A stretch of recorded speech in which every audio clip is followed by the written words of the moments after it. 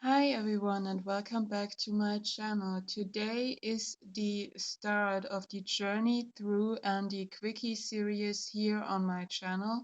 So it is planned for every Saturday on my channel that we take a look at a tarot or oracle deck, and in the journey through, this will be the longer video, probably a really long video where we take literally a journey through the universe of the specific deck. So we are going to talk about the box, the guidebook, and the cards, their quality. We are going to look at each of the cards and take a deep look at what we are seeing. um, I will give my opinion about what we are seeing. We're taking a look at the different symbols or depictions in the deck of the card and how that fits. And after that, we are going to take, or I'm going to pick a card. I'm going to read the guidebook entry for this card, so you're going to get a feeling of how the guidebook is written. And finally, at the end of all that, I will give the deck a ranking in terms of the box or the packaging, the guidebook, and the cards. For each of those three categories, there are 10 points available, and then we will see how the deck, what the deck gets in terms of total points. If you don't have the time to watch this long video, or you just want to see or are interested in the card images and you just want to see a quick flip through of the cards without any comments of me, without seeing the box or the guidebook or anything like that, then you're right. Um, on the quickie video. So I will, for every deck that I will do the journey through video, I will also have a quickie video on my channel, so you can decide which one you prefer and you want to watch. So in the journey through, as I explained, these are the longer ones with comments. We are going to take a detailed look at everything. The quickies are just uncommented flip throughs of the cards actually. Okay, so then we're starting today with the Spirit Speak Tarot deck, because I thought I want to work with this deck for the next 2 weeks, probably 1 or 2 weeks. So I thought I will start my journey with this deck with a journey through walkthrough, so that I can get into the universe of the Spirit Speak Tarot deck. This deck is an independent published tarot deck. It is by Mary Elizabeth Evans, copyright 2014 in Oakland, California. And Mary Elizabeth Evans is the artist and the author of this deck. You can still get this deck, even though it is not a very new one. And you can get this on her website, I believe also on Etsy, and for all the people that live in Europe, you can still get this on the Little Red Tarot shop. That's where I got it. It's just easier in terms of shipping and taxes and all of that stuff, costumes and stuff. So the box, you're taking a look at the box first. The box is like this. This is the front of the box, just Spirit Speak Tarot. On the sides, you have all four elements. So we have Pentacles, the Cups, the Swords, and the Wands. And you already saw the back. It has those holes in it, so you can easily put it out. and it's also on the inside, it's black. And the bottom of the box has this beautiful roses everywhere on the sides, which fits perfectly with the back of the cards. And it's a pretty sturdy box. As you can see right here, it is very thick, very sturdy, so it holds up your cards pretty well. It is matte, so beautiful box. The guidebook. So we have this little booklet right here. It is nicely bound. It's not just pinned or something like that. It has a more on the matte side cover. And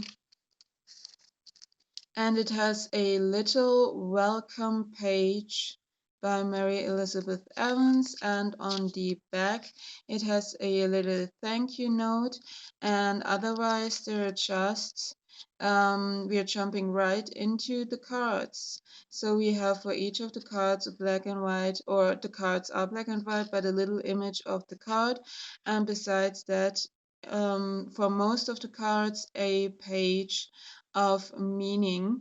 For some, there is a little bit more, and that also is the case with the minors as well. Sometimes a little bit less, sometimes a little bit more. As you can see, the font is handwritten, which fits perfectly for me to the deck, because the deck has a very handmade, sketchy vibe to it, very personal vibe to it, so that the guidebook is also handwritten, fits this vibe and the art style of the deck and everything really well. Sometimes I will say that it's a little bit difficult to read, or to get what the word is, but for the most part it is readable. And her meanings are quite interesting sometimes. What's good about this is that she describes what you can see on the card, a little bit at least, and she explains why she chooses some of the symbolism in the card and for what that stands for in her interpretation style. So that's it. As I said, I will at the end pull one card and I will read the entry of the guidebook so you can get a feel of the writing style and what you get. And with this deck, I probably will do two, because I already have a card that I want to read to you. Because I love that image and that symbology for the card. And it's a little bit unusual, but it makes perfect sense when you read the guidebook. So in terms of the cards have a slightly shiny finish to them, as you can see, but it's not very high gloss or something like that. It's just not completely matte. So just a little bit. These are the backs, so hand-drawn black and white roses, or white roses on black background. In terms of cardstock, this is the thickness of the cards.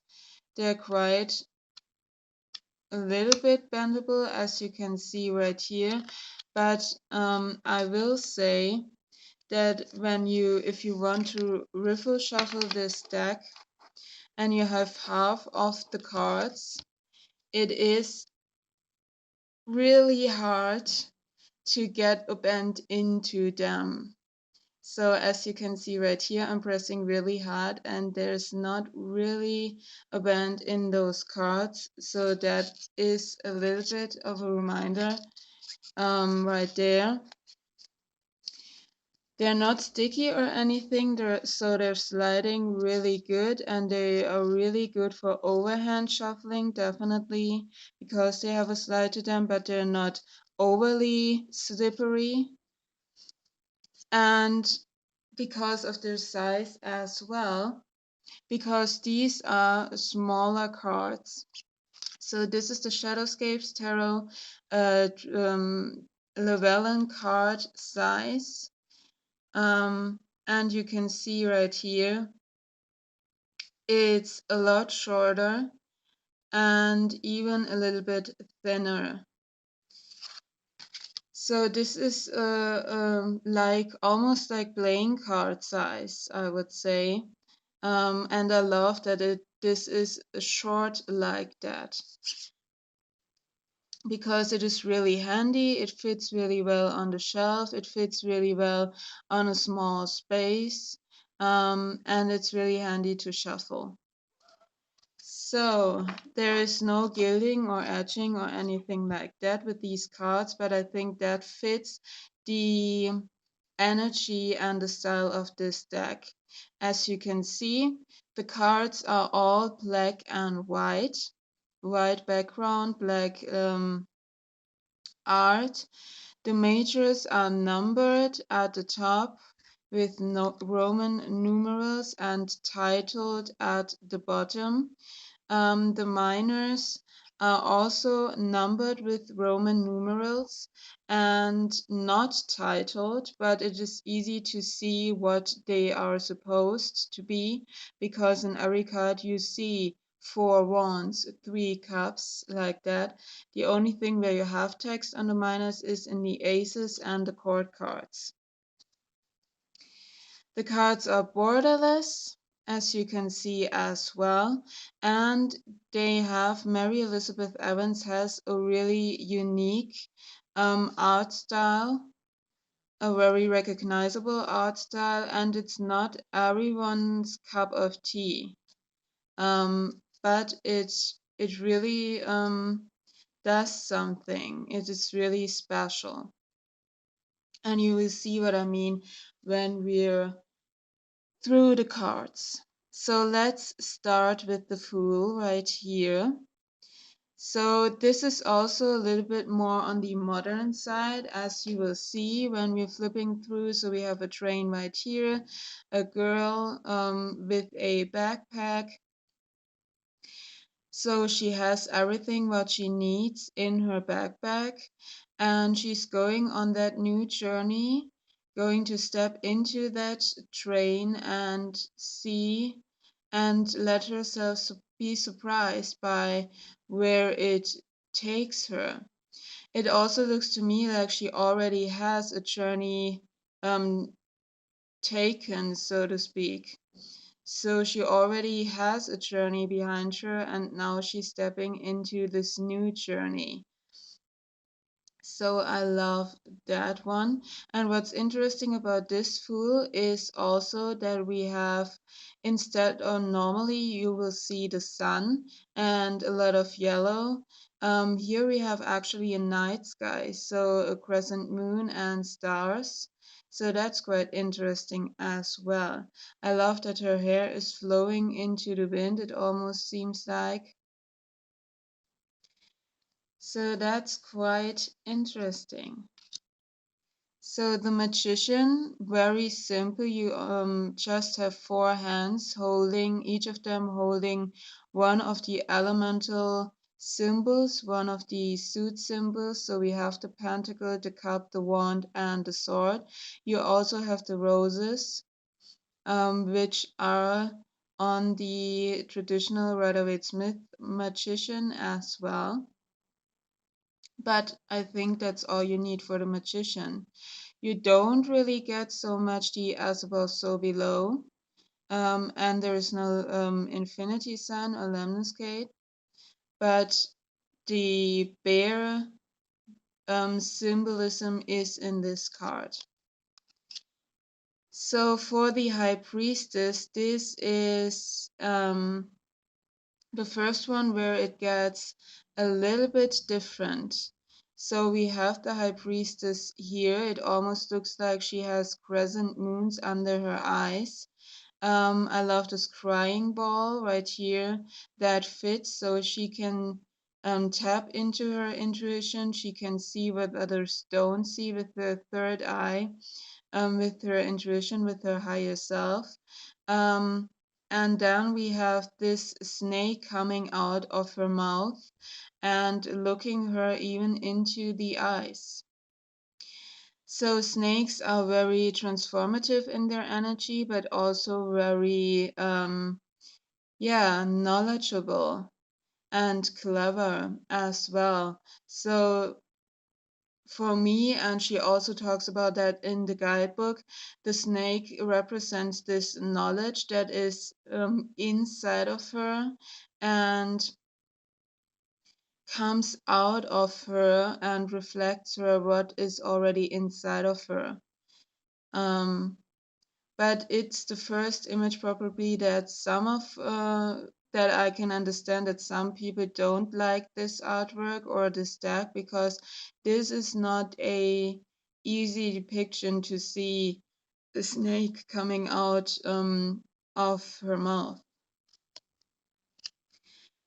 I quite like the Empress because she really depicts the Empress here with both sides. So we have the nourishing creation, abundance side with the egg here, the Venus symbol. You have that growth with the envy leaves right there. You have a little bit of the traditional nod to the Rider-Waite-Smith with the stars. But you also have that ruling leadership kind of vibe with her staff in the other hand with Saturn, which is a very authoritative energy with the crown on her head. Um, so she is both. I love the idea of the abundance and Mother Nature and stuff, but I think we need to remind ourselves more often than this that this is not just the Queen of Coins, this is the Empress. And the Empress is high above, she is a authoritative figure, she leads. So I love that we have both represented in this card. And I love that you can actually that you can't see her eyes, and she has those instead a third eye, and she has those long full hair. I love that too. The Emperor is a half house, half human, but I think it works. He has his staff of power in one hand. He looks really authoritative, powerful in his standing position. The house works for structure, for building up um, a for a stable foundation, for building up something that is stable, that is organized, that has structure to it. But it also works for um, the emperor as the one who takes over the power in this universe of the house and of the people that are living in, and he also protects. So we have the ruling abilities and the order and the structure, but also a house protects. So we have that protecting side of him as well. And we have even a crown on top of the house for leadership purposes. So this works perfectly. This is the card that I actually want to read to you because it is a little bit untraditional imagery to have a cactus with the Hierophant. We still have the blessing gesture that we normally see with the Hierophant. We have like a halo around, almost like a halo around the cactus. Um, we have rays coming down here. Actually, let's just read it right now since we are on the card, because now that I know why she chooses the cactus, I love that depiction. And the cactus as the Hierophant really, really, really um, stays and sticks with me in my head. I always can remember that, so I love that. So let's read. A spiritual leader or figure. In the card, I drew a cactus because of their spiritual significance to me. The Shukurero cactus is a sacred plant, a guardian, and an ancient. It is sharp and unbending in its ways. They can survive in a sometimes dire environment devoid of water, but inside they are a well. I look to that imagery as an example of how I want to have my own power in the world. I want to be so strong in myself that I am a fertile well. Even when the environment around me is void of water, which brings all life, I can be unmoving and unbending in my inner strength.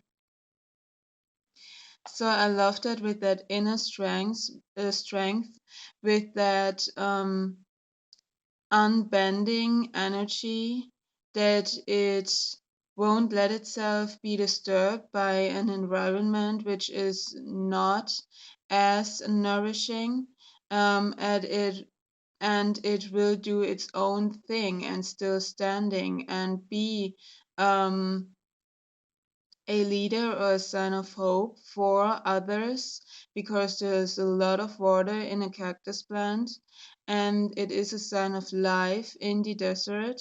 But it could also be hurtful because of it, um, because it's a cactus, it's stingy, it's hard outside, it does know how to defend itself. So I love that aspect.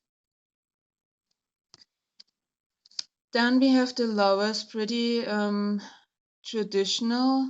We have two snakes, a black and a white snake, so the conscious and the unconscious probably intertwining themselves, making that decision to intertwine them. We have the star for the higher self, for the third party, which gets the message across to take that choice, to get to know each other, to become one, to choose each other. Or it could be also that spiritual awakening, that spiritual higher self, that spirit leads them to. We have also roses in the background, so it definitely works. The chariot is another pretty untraditional depiction. So we have a pretty stable, rooted um, tree down there, but we have a boxing glove, and we have the other hand holding a house, which is also quite a stable depiction. So we have that strength, that confidence, that stability that a charioteer has, even though when it gets uncomfortable, or when there is a storm that is arising, or when there are um, challenges that are occurring, because we have some clouds over there. The tree has shed his leaves almost completely, and we have that sense of forward moving, of confidence with the boxing glove. So it works. This could also be an interesting card to read in the guidebook, but we'll see what we get. Strength. Also quite interesting, we have the lion roaring, but we have some kind of bunny human figure. It almost looks like it is just a shadow. Actually, let's read this one as well, or let's look in the guidebook. Because I already said this is a long run, a long journey through the deck. In the card I drew a shadow rabbit grabbing a lion's open mouth. The reason I wanted a rabbit to have the appearance of a shadow puppet is because I feel like you must gather strength that you may not feel like you have. Oh, that's interesting. So the shadow, as that you need to gather, but you may not feel like it's real, or it's really there, or you can grab it. We must make ourselves larger than we appear, which is often the case with shadows. The shadow puppet being only a projection of a smaller thing. Be brave, you can overcome any obstacle. So I love that with the shadow aspect. First, as like the thing we can't actually grab, so or get a hold of, so we're thinking we're not having it, but it's there.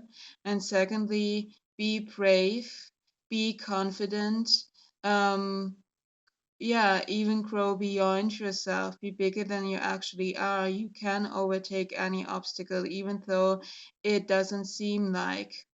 So I like that. The Hermit. I love that there are snails in the Hermit card because snails are at their own pace. They're their own creature. They have their home and their retreat space always with them, and they can always retreat if they have the feeling that they need to, and actually retreat inside themselves as well. And then we have that hermit figure with the spark of light, the spark of wisdom, the spark of knowledge. So this fits perfectly. The Wheel of Fortune. So we have a dark half of the wheel with the night sky and the light half of the wheel with the sunny daylight sky. So we have that sense of cycles of day and night, of opposites. We have a snake, which also stands for transformation. Um, yeah, I think that also fits. I love the opposition of day and night, of that completely natural everyday cycle. Justice, quite simple. We have the sword pointing down. We have, and actually in the middle of the scale. And we have the scale with the plant right here and skull right there. So we have new life, new growth, and an ant. So that's also quite interesting. This almost looks like a crescent moon as well. Um, and the scale is actually made of the sword and the bone. I quite like that. The Hanged Man. So this always makes me smile because his head seems like it is exploded. Um, So it's the completely aha lightning bolt explosion of the head because of the knowledge that he has gained from that perspective. Um, yeah, that's quite interesting. Death is another interesting card, or another card that is um, different, or that has a different depiction. Let's see what the guidebook says.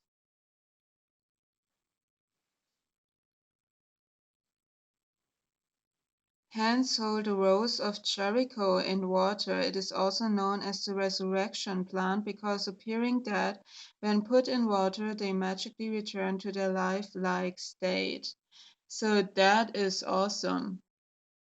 It really speaks to the transformation to something appearing dead or at an end, but there is also growth and new lives coming. Something that transforms itself when the outside experiences or outside um, environment changes. So that's awesome. I quite like that.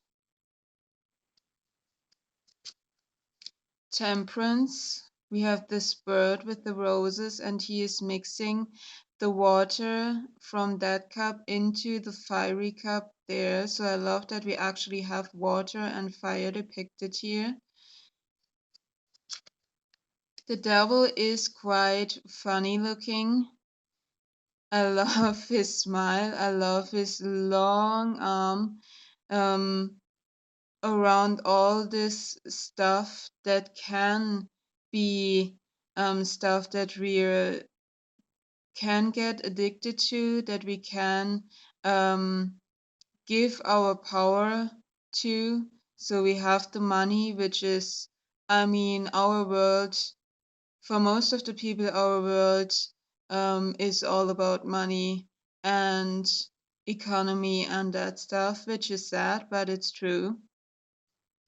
We have something that looks like poison, maybe alcohol, cigarettes, pills, drugs, gambling, maybe some crime depiction here. We have the fire depicted here. We have this person completely nude, so even some sexuality stuff, which those aren't bad in themselves. I mean, you can get a glass of wine, or you can have, yeah, pleasure in life and enjoying life. You can play games. Um, you can spend some money or earn some money. That's not a bad thing, or not a thing that it's devil-like in itself. But we need to be aware of not giving our completely power to that, and not um, and find the middle path. So I quite like this tower. For the tower we have, it looks very chaotic, it looks very destructive. We have all those lightnings down there. We have smoke, clouds, stars falling. We have the hands almost seem like trying to hold on to something that they can't get on hold of anymore because it is destroyed. There is nothing you can hold to anymore. So this works also quite good. So for the star, we have seen many stars in this deck, in some cards with night skies and stuff. In the star card, we don't have a star. Probably we have in the decoration of the chandelier, but we have a horseshoe, um, which stands for luck, for, yeah, good fortune. We have the light of the chandelier and also the wealth that this symbolizes. We have a flower depicted down here for new growth, for something is blooming up, for beauty. So I think it still works.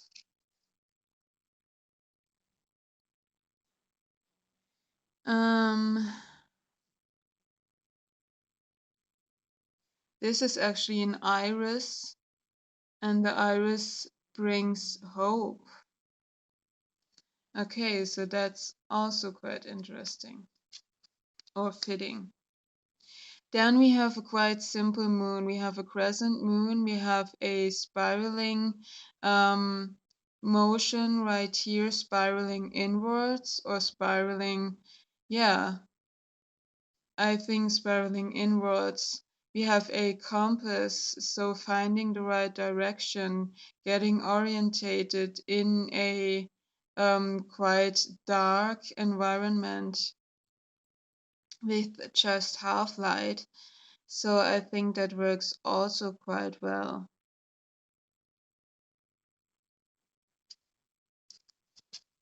Then we have the sun, a bright sun, a smiling face. We have flowers right here. So this fits also.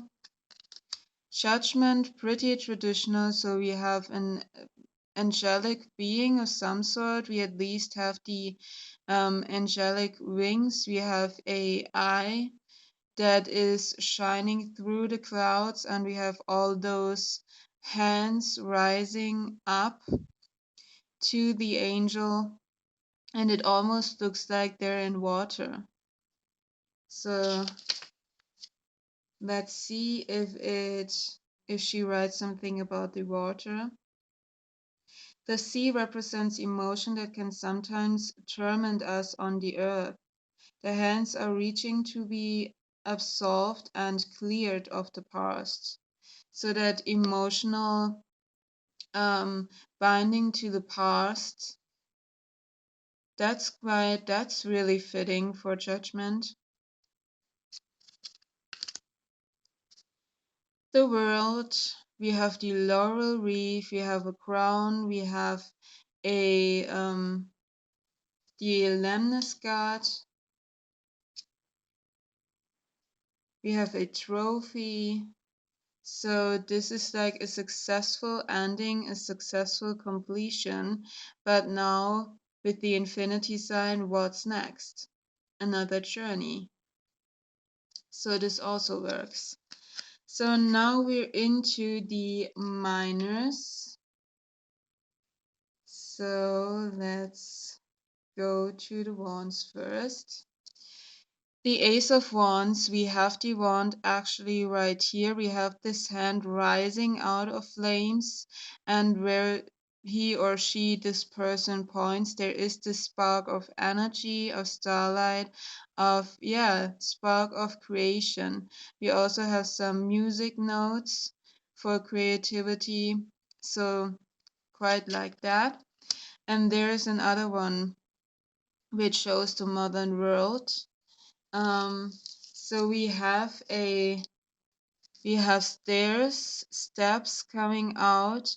We have a dark side and a light side. What's interesting is that we have the light side is painted black at the moment. We have the two wands. We have a huge fire up there. We have a elevator with music notes. So making a decision, making a plan between elevator and stairs, between black and white. Um, yeah, where you want to go. Do you want to go downstairs? Do you want to go upstairs? Which way or which possibility do you want to take?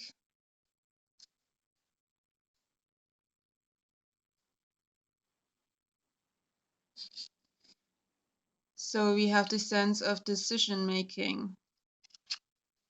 The Three of Wands. So we have like a pathway. It almost seems like you have two wands at the beginning, a third one right here.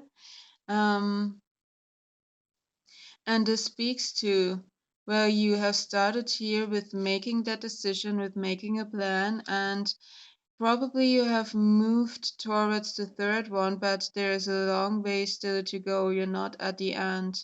Or you're waiting for that third one to come in to be that first success, that first thing that you have accomplished by planning and doing the first step. The Four of Wands, we have four wands, we have roses down the pathway. It almost looks like this path is going on right here, and now you're on that part of the pathway that you can celebrate and that you have reached stability. The Five of Wands, she looks really disturbed, really confused.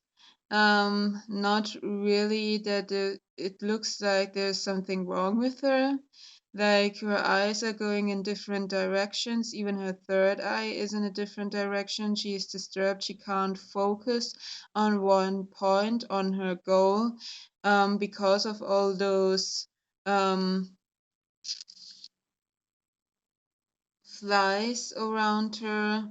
We have the five wands actually in a pentagram.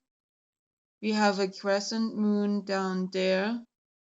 So there is definitely that sense of challenges, of confusion, of chaos with all those flies that keep her from being focused on her goal.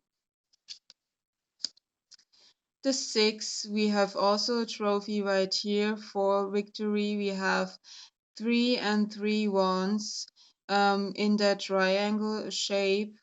There is actually fire right there. There's the trophy in the other triangle shape. So you have 2 times growth, two times energy pointed or focused on the top point of the triangle. So this works. The Seven of Wands. So holding your crown, we have the wands in a house construction. We have a thunderstorm going on, the clouds, the rain, the lightning, which has struck on one wand, and that is on fire right now, that is lighted.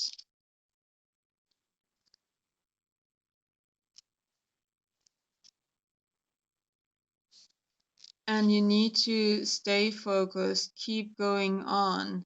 Don't let it, yeah, don't let those uncertainties, this unclarity with the clouds and that chaos, holding you up from reaching your goal. And you can use those flames. It's not that it's distracted or destroyed. It's like you can use the flames and your creativity, that igniting force, for building more or for doing something more. The Eight of Wands, quite traditional, or at least a little bit traditional. So we have movement with the boat, the wands, being like paddles. So you can move the boat forward or the ship forward. And the boat actually has fire inside it. So we still have the triangular shape here with growth, with focused energy. We have the creative force with the fire inside the boat, and it is moving. And we have even the infinity symbols. Then we have the Nine of Wands. So these two cards aren't really my favorite in this deck, because the Nine of Wands looks for me more like the Ten of Wands, in terms of she has a lot of wands that she needs to carry on the mountain and tie up the mountain. It is a difficult road that she has taken, and she is burdened, but she's still standing, and she will find a way to get there. So this looks more like the Ten of Wands for me, and the Ten of Wands is like she has given up, she's crying, she lost all her wands. And this could be the case with the Ten of Wands in the shadow aspect, but not like, I get why you are getting there with this depiction, but this is like almost like after the Ten of Wands, even a step further, when there's more than the 10. So I don't like the Ten of Wands, and the Nine of Wands looks for me like more the 10. So these are probably the only two cards that I have an issue with, or that don't vibe with me very well, but that's just personal preference and a personal opinion, but you can still read with it. The Page of Wands, I love that we have that egg shape, and actually we have that egg shape in almost all of the pages except the Page of Swords. And I love that egg shape. I would I would have loved to see that egg shape in all of the pages. So also in the Page of Swords, because this fits, this speaks of a beginning, this speaks of the beginning of a journey, of the beginning of creation. And we have that egg shape, we have music notes, we have like painting stuff over here, we have the wand inside, we have the egg surrounded by flames, by creative power. So this is a really nice depiction of the Page of Wands. I love that. The Knight of Wands. So we have here, down here, a normal, like, well, not really normal. It's almost like a little bit upgraded home. And the Knight of Wands takes its journey, follows his passions, follows his own way, and creates something that he likes even more, and develops his surroundings. So that also works and fits. The Queen of Wands, I love her because we have the wand with all those energy, almost looks like lightning, and we have her holding the fire in her hands, holding her power, holding her creativity, holding her transformational energy. I love that. And the King of Wands, which the arm is actually like a wand on fire, and he or she is holding the kingdom, so to speak, with roots down there, which he or she has created and has built. So, and now he's holding or she's holding it and protects it. Love this Ace of Cups. Love that we have the rose inside the cup. We have that sense of overflowing water or whatever this is. We have the waves down there. I love this. The Two of Cups, we have two cups. We have two hands holding each other. So we have that sense of union because you can't really see where one starts and the other ends. We have in that entanglement a heart shape. So, right, for not so much detailed and very simple, you have all you need here. The Three of Wands, we get that sense of celebration, of coming together, of meeting, of having fun with the fireworks, with the balloons, with the flower decoration. We have the triangular shape as well with the cups. So uniting the energy, getting in connection with each other. The Four of Cups is also a card that I'm not quite fond of. So we have her looking really like she's at her end, really bad, and yeah, almost sick or ill. We have those three cups overflowing, and she's focused on the fourth cup, which the liquid is spilled out. But we have also those skull bones poisonous signs right here.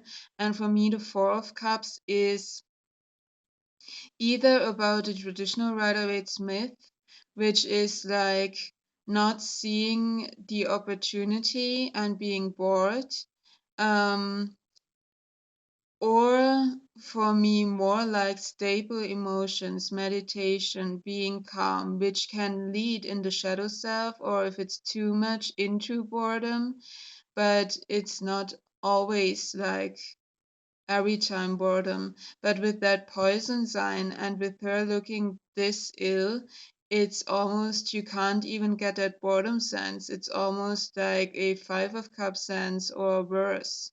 So that's another card that I'm not really a fan of.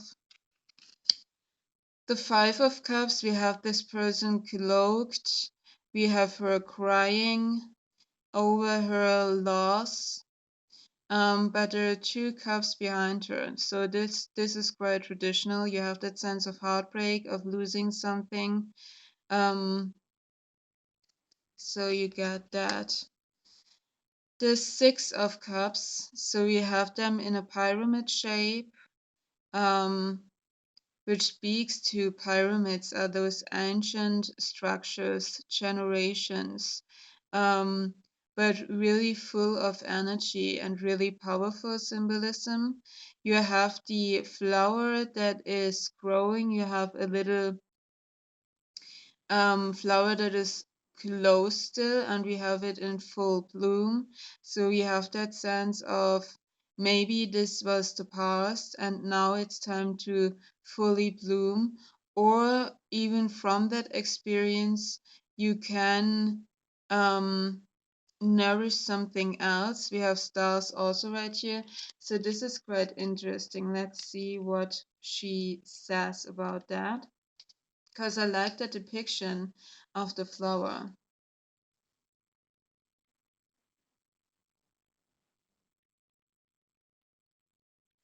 Let's see if she says something. The full flower and bud intertwined symbolize a connection between past and present. Stars of promise surround you. Yeah, I quite like that, and that fits perfectly. The Seven of Cups, quite traditional. You have 7 cups filled with something. You need to make a choice and a decision. And I love that it's that the cups are placed on a cloud, so you have that sense um of a of that dream-like palace up in the clouds. So, and you have that sense of confusion. So I quite like that. And I love that there's almost a palace, a building up there. We have a rose, we have the yin and yang symbol, we have a heart, we have jewelry, luxury, we have the wand, and we have a snake. So I love that choices that she put into the cups. The Eight of Cups, we have a person cloaked, leaving behind the water, leaving behind the cups, and moving forward on their journey. I'm not really a fan that all the cups are upside down and that you have that sense of even the moon is crying, because for me it's not a really um it's not like you need to leave something behind that, or it's not like a bad leaving behind something bad or something like that. It's just moving on your journey, because there's nothing else. You already have done everything right here, and now it's time for something new. But it could be difficult at some point on an emotional level to leave something old behind, to leave something behind that you had for so long. So it still works. The Nine of Wands, we have 9 cups, we have a scrying ball right here, we have a wand. So this is more in terms of the wish fulfillment side of things for the Nine of Cups. And she says the crystal ball shows a wish of love, and a magic wand above it grants these wishes. So that wish comes from a heart space, from a loving space. So we have those hearts inside a crystal ball, and the wand takes action. So I quite like this, making a wish but taking action to get it fulfilled. When it's really from your heart, then you can fulfill it. If you take the action and it's not like you're just sitting there and doing nothing, and then all of a sudden, out from nothing, miraculously, your wish gets fulfilled. So this is a little bit more realistic. If you feel confident and if you feel secure and yeah, and love yourself, you can fulfill some wishes. And if you take action. So I like this element. The Ten of Cups, we have 2 hands, we have a heart, we have like wedding or engagement rings. A little bit intertwined here. We have the 10 cups in that rainbow formation. So it works. The Page of Cups, we also have here the egg shape with the cup, with the heart, with the rose. We have a crescent moon down there, the moon, the emotional insight intuition planet, or astrological planet, so to speak. So this fits also. New emotions, emotional growth, new connections, a sense of the first spark of intuition, tapping into your intuition for the first time. So this works. The Knight of Cups. We have this horse, almost looks like a unicorn with all of those stars and roses and anything like that. I mean, a horse for a knight works, but in terms of symbology, Horses symbolize movement and strength, vitality and energy. A charming and beautiful lover surrounded by magic and positivity. Yeah, you really get a sense of unicorn, as I said, magic, positivity. Um, Almost looks like a dream world to me. And the Knight of Cups is following his dreams, his heart, his desires, his emotions, so that works. The Queen of Cups with her third eye open and crowned. So she has activated successfully her intuition and let her intuition lead her. And the King of Cups. We have the crown, we have like a crab symbolized here in rising above the water. We have what are these called in English?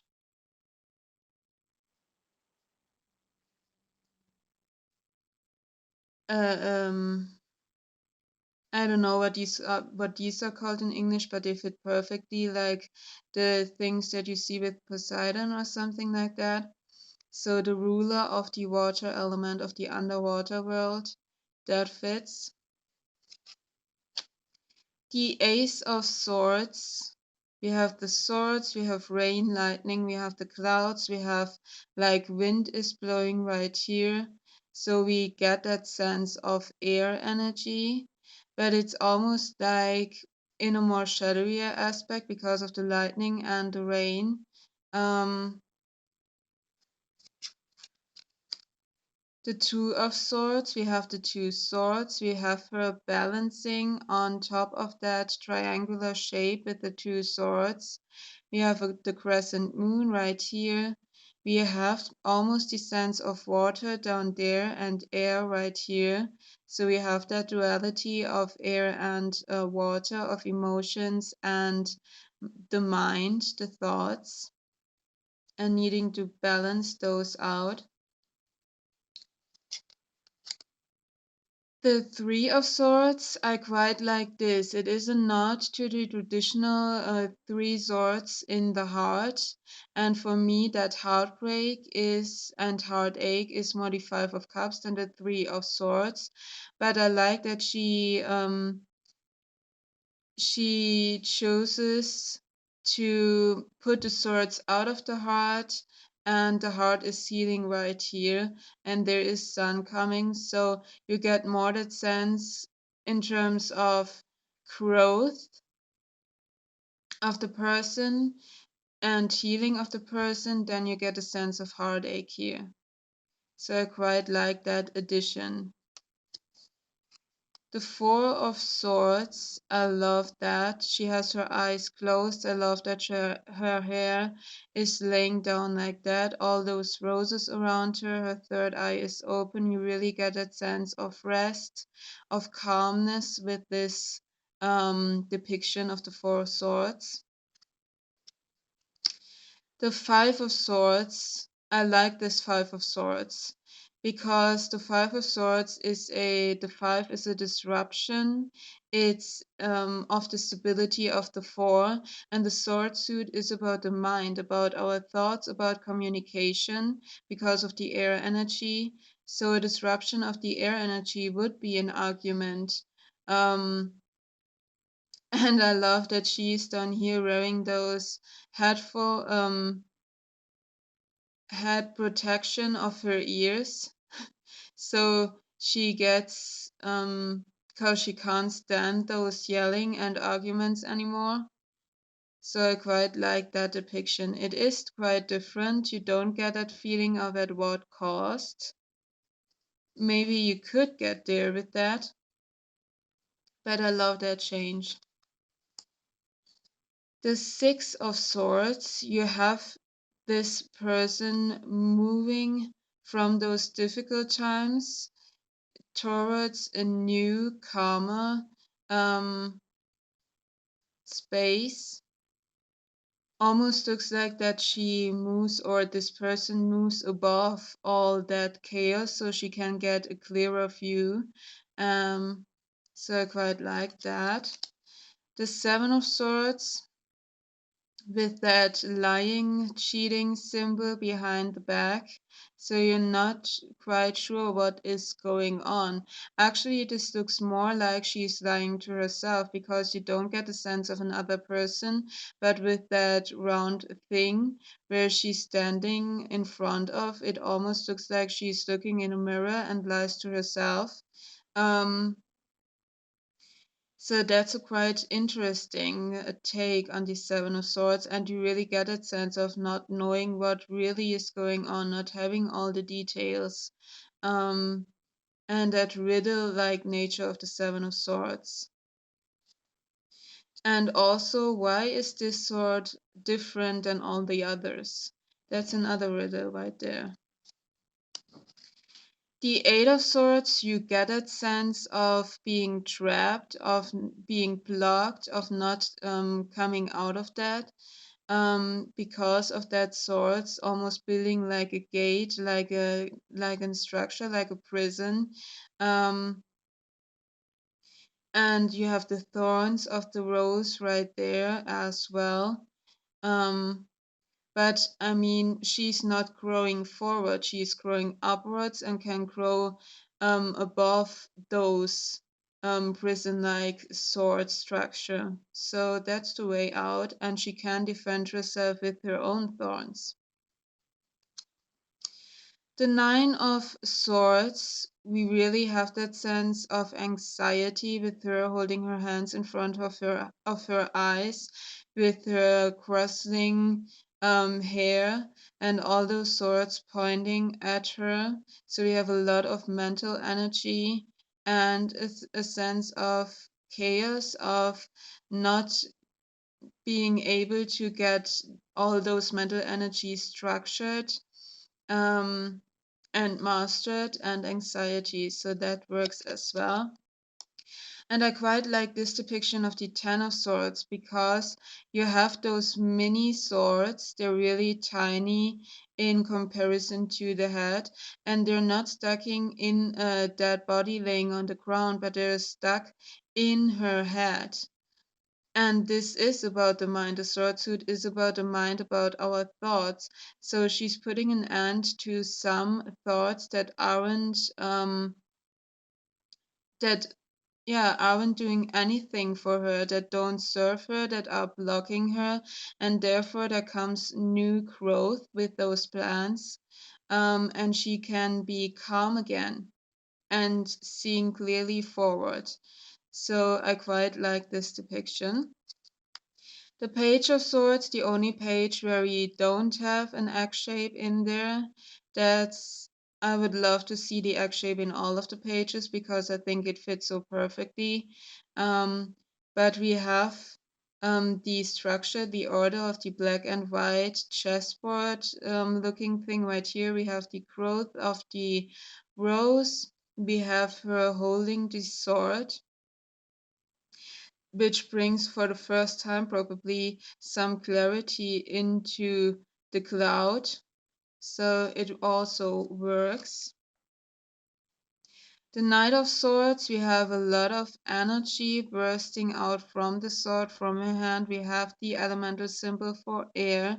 So we have that sense of energy, of movement, even though we're not seeing anything moving right here, and just that energy burst of the sword and where she points her finger to.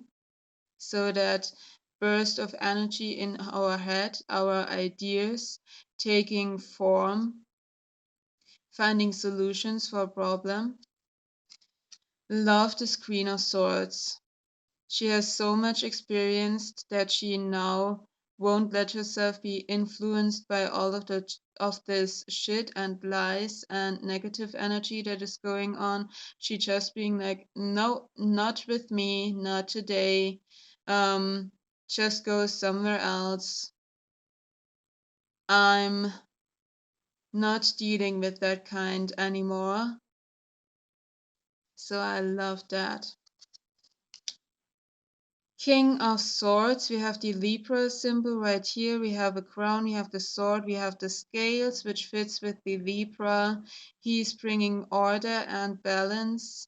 into his thoughts, so you can, yeah, make a clear decision and stabilize the air energy.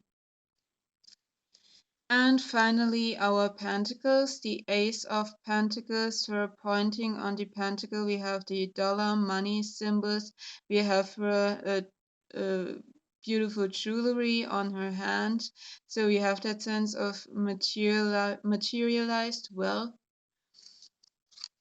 The Two of Swords, we have those two pentacles. We have the infinity sign, that juggling. We have a hammer and nails. Let's see.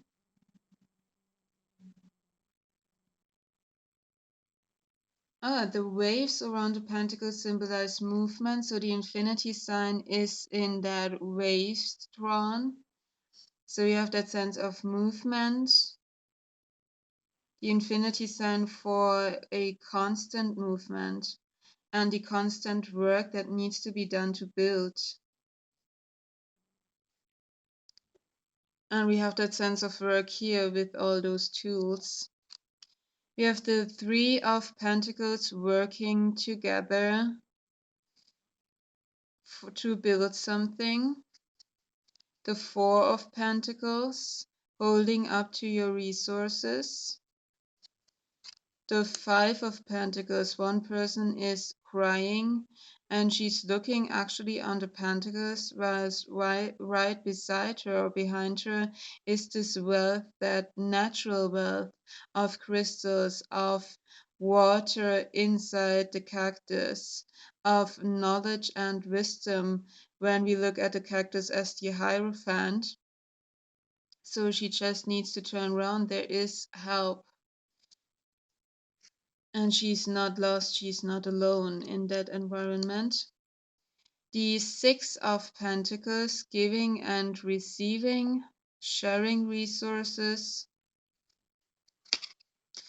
The Seven of Pentacles, also quite interesting. We have that sense of patience and of almost more the sense of needing to make a decision. Which way you are moving forward. We have that sense of cycles of day and night, and that those ways are not looking like you can climb those mountains like in 2 seconds. So you need to have endurance and patience to climb on top of that, and probably even take the resources that you already gathered to invest into that to get a new one, or the work that you already have done. The Eight of Pentacles, so that's, you have the hammer, you have the pentacles, but you also have a cup right here, it almost looks like. So that's also a different. Oh, she goes with the meaning like you're working hard, doing good work and loving it. Look at you go, happy at work. So this is more of that sense like doing something that you love to do, that makes you happy, that fulfills you. A slightly different take on the Eight of Pentacles. So that cup makes sense in there. The Nine of Pentacles, her holding that treasure chest in her hands, and actually the key for that is on her jewelry. So she is the key to her own wealth. And the Ten of Pentacles, you have planted something and now you have the yeah, you have the resources. I love the roots here because of that stability, grounded factor, permanent stability, foundations.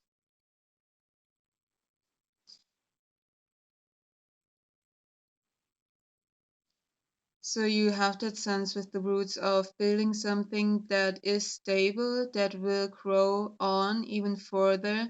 With that egg shape, you have even that sense of generations, new generations building upon those roots that you planted in the past.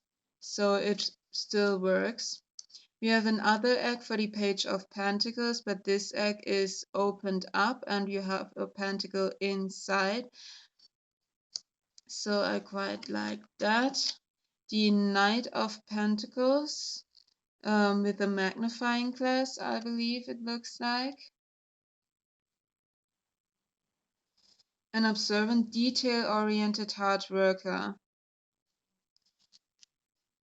Yeah, the Knight of Pentacles, that works. He is detail-oriented. He's not rushing forward. He takes his time to get a good plan in order to take action.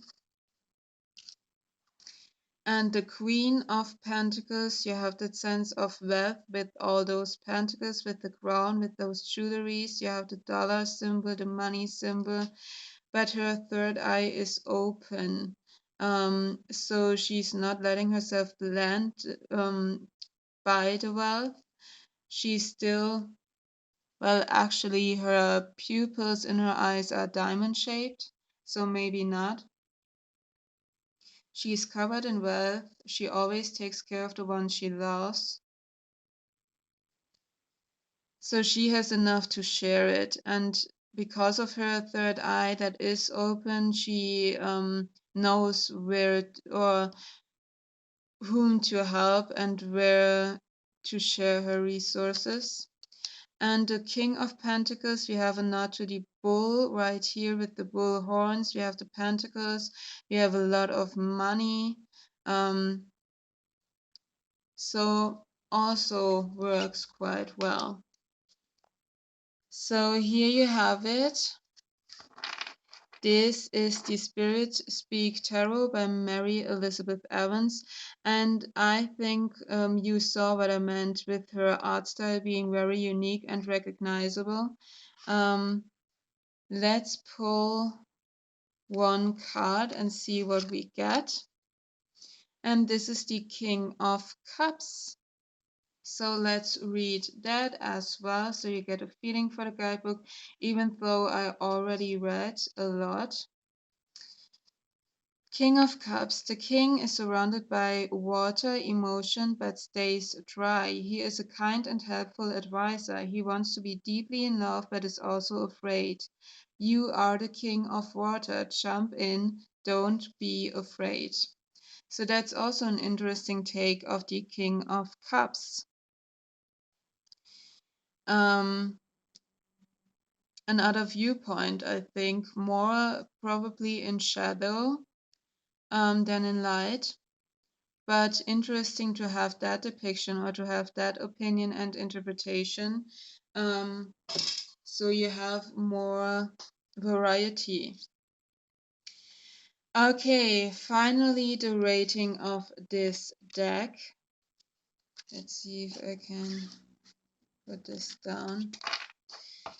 So this deck, the box is it is sturdy, it is beautiful inside and out, it is easy to open, so a 9 out of 10. The guidebook, I love that she mentions her depictions and explains why she depicted the cards like that, and it's really an interesting reader. It really gives you some other interpretations at times, as we have seen with the King of Cups as well. And it's really helpful to get her viewpoint and the reason why she drew some of the cards like she did. But there aren't any spreads or any real introduction or other things like that in it. And because the handwritten font, even though I'm a fan of that because it really fits the energy of the deck, but sometimes it is more difficult to read than just having a computer typed font in it. So a 7 out of 10 for that. And the cards in terms of quality, There is better quality out there, but they're still holding up really well, and overhand shuffling is good. I love the pocket size of them. The depictions of the cards make sense with the title and the meaning of the cards, and where she changes something, she explains it really good, and it gives you another take of that card, but it still fits into traditional meaning as well. So a 9 out of 10 for that. So we have a total of 25 from 30 of 30 points for the Spirit Speak Tarot, which is quite high.